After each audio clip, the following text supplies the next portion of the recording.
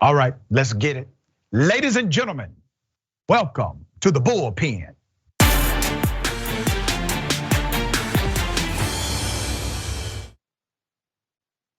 He's back in the bullpen. We have Joe Collins III, former California congressional candidate.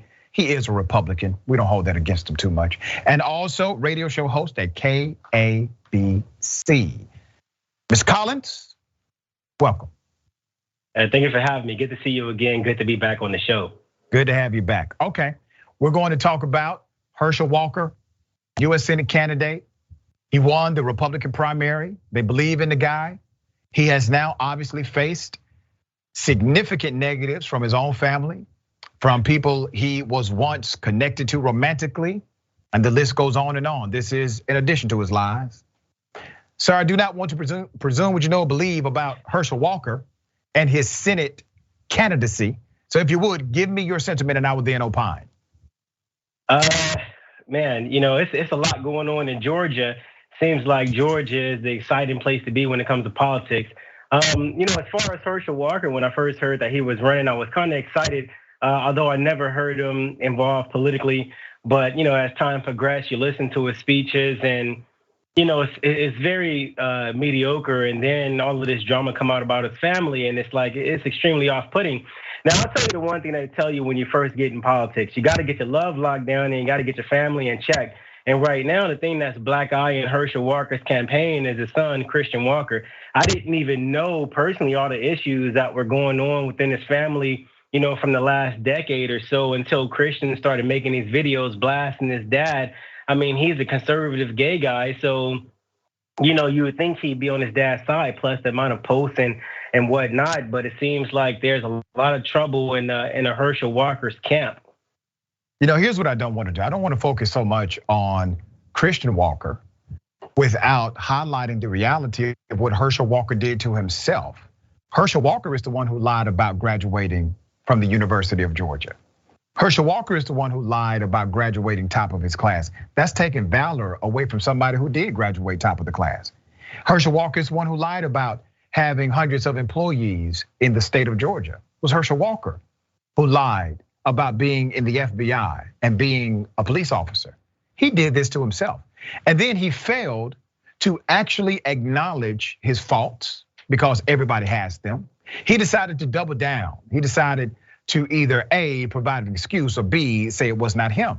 So even before the Christian Walker thing happened, even before the wife came out and said, hey, this man put a gun in my head and threatened to kill me and my then boyfriend or whoever she was with.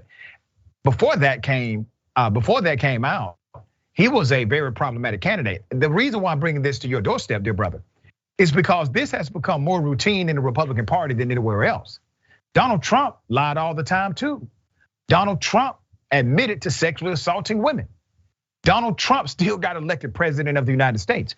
Herschel Walker is still competitive against Senator Raphael Warnock and could win, all right? He could win the US Senate race. He has not been totally disconnected from the reality of potential victory. So why do you think this is happening, brother? Why do you think it seems as if the party who used to claim, and kind of still does, to be the party of morality, the party of ethics, the party of God and white Jesus, why is it that these values never seem to add up to the proclamation of their supposed religious belief?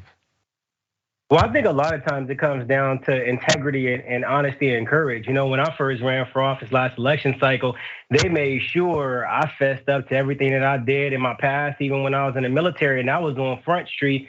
Even now, going into this general election is on Front Street. And so I think what happens in a lot of extremely red states like Georgia, where Donald Trump has a strong hand in, people think they can honestly win with just the support of Donald Trump. And that's just not the case anymore. People are actually highly and heavily involved in politics right now.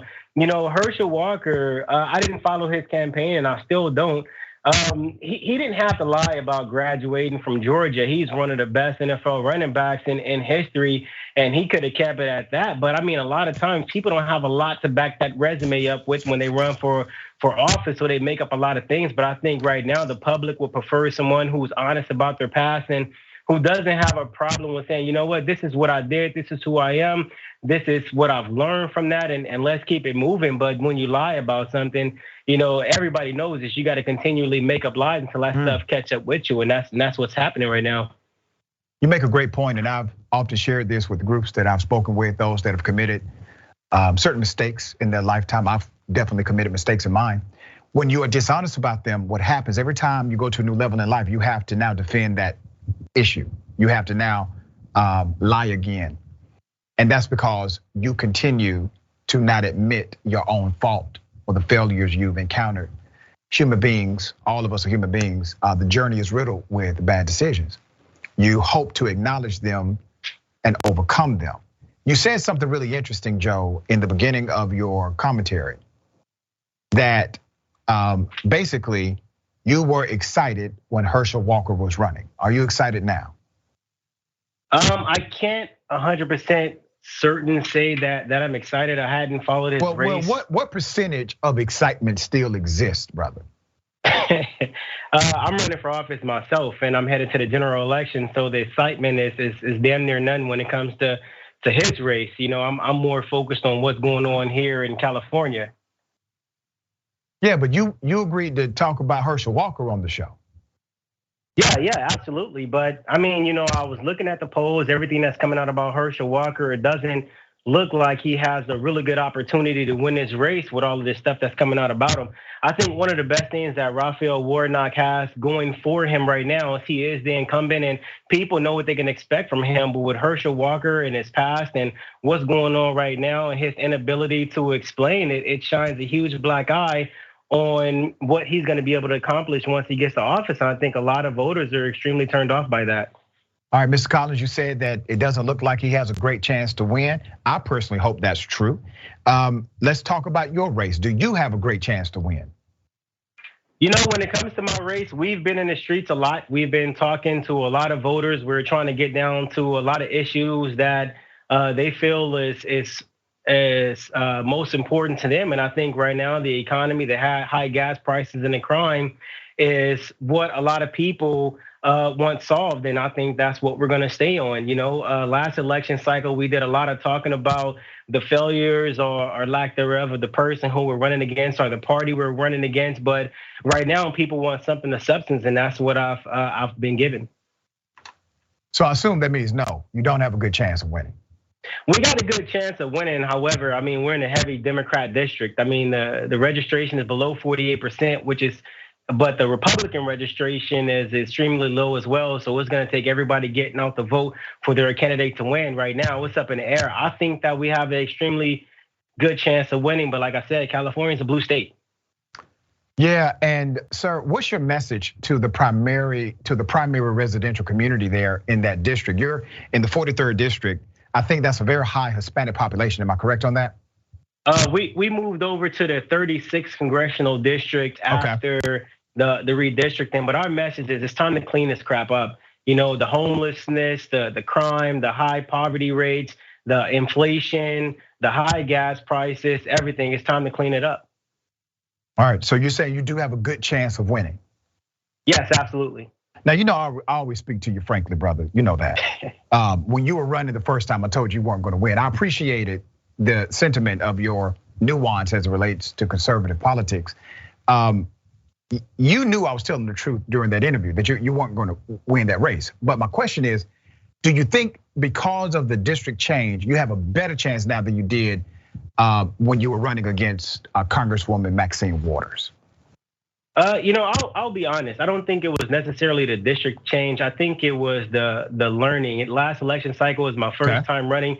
Everybody knows Maxine Waters is probably the second or third most powerful person in Congress. However, I'm from South Central Los Angeles, so that's where I was supposed to be running. We learned a lot about that race. Mad respect for Maxine Waters' ability to campaign. She actually did come out and campaign, and I appreciate that. We learned a lot from that election cycle, and we're putting what we learned into action this election cycle, which is why I think that we have a very, very great opportunity to win this seat. All right, we'll see. So I talk to you after November 8th, okay? Let's do that. Sounds good. All right, thank you so much, brother. Always a pleasure having you on the show.